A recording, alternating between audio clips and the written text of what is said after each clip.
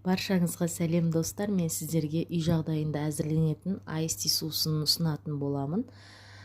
2 қасық каркадені алып, үстінен ыстық су құямыз. Шекерімізді қосып, 15 минутқа тындырып қоямыз. Үйде қандай жемістің түрі бар, соны пайдалануға болады. Алма, лимон, малина қостым. Балдың орнына имбирный сироп қостым, шырынға қосатын. Осылай жақсылап араластырып аламыздағыны ыдысымызға саламыз.